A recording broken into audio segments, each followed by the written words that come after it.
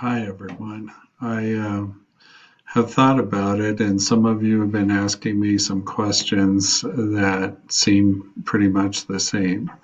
So I thought maybe what I should do is introduce myself the way I do to my in-person classes and help you understand more about me.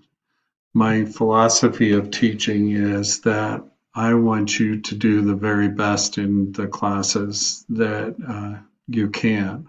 So if you submit an assignment to me and I don't think that it's really, really good, then I'll give you a chance to redo it until it is really good.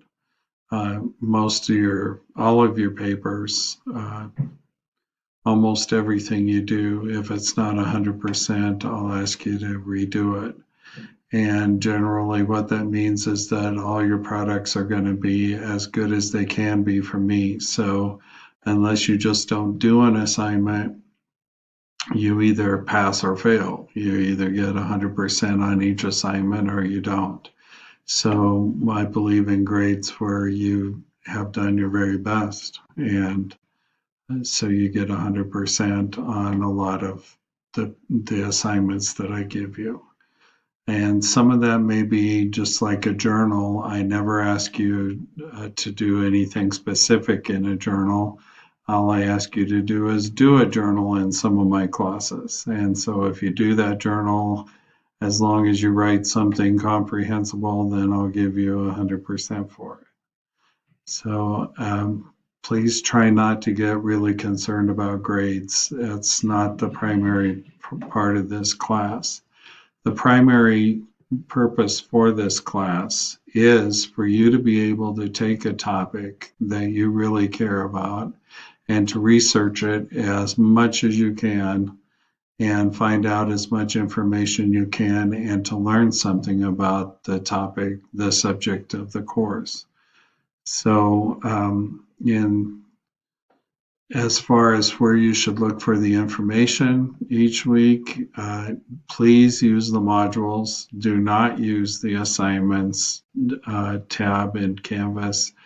Do not use any of the other tabs, the discussion tabs or anything like that. Please use the modules, and they'll tell you very clearly what's due that week and what's needed that week. Okay? I think that that'll solve a lot of your problems. If you're looking at assignments, it's better to just look at modules and fulfill whatever the modules say you need to do. When are assignments due? My philosophy is that, like I said before, I want your assignments to be good, not hastily written because they were due at a certain time. So, for instance, I usually say I want them done at 7 o'clock on a certain day. For the in-person classes, that's usually the day the class meets, and for online classes, that's usually Wednesday morning at 7. I don't care if you don't get it done at 7 o'clock on Wednesday morning. I care that you do as best a job as you can and then turn it in. So I give you those due dates so you have some guidelines to work with, but please don't think that because something says it's overdue that I'm going to worry about it. I really worry about the quality a whole lot more than whether or not you turn it in at 7 o'clock in the morning or 8 o'clock in the morning. It just doesn't really matter to me. Do you need to be in a research group? I think that research groups are a really good idea. And so on 600 and 680, I usually require that people be in a group. And that helps you understand group dynamics. It helps you understand how to work with people. It eases your load by quite a bit because you're not the only one doing the research. You've got 3 or 4 other people helping you do the research. And so you can lighten your load a little bit. It also provides a chance for you to get more participants so that you have a publishable paper by the end of it. But in my more advanced classes, I realize that some of you are working towards specialized topics, maybe even for your dissertation. So I allow you the choice of being in a group or doing things individually. So for those of you in case study and mixed methods and narrative and any of my other advanced classes, don't worry about whether you're in a group or not. You choose and let me know which way you want to go with that. But 600 and 680, I really want you in a group. Let me see. Do I need an IRB? In 600 and in mixed methods, you are working towards a proposal.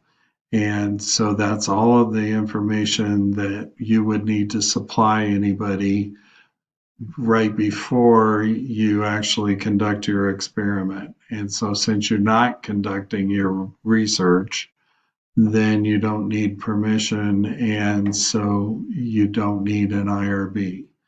IRB approval is only for people who are going to conduct research. So the rest of the classes, you do need an IRB, and I usually ask that that be done really quickly so I can give you approval so that you can go out and conduct your research as quick as possible. I ask for that before the research proposal just so that you can have more time to be able to do your research.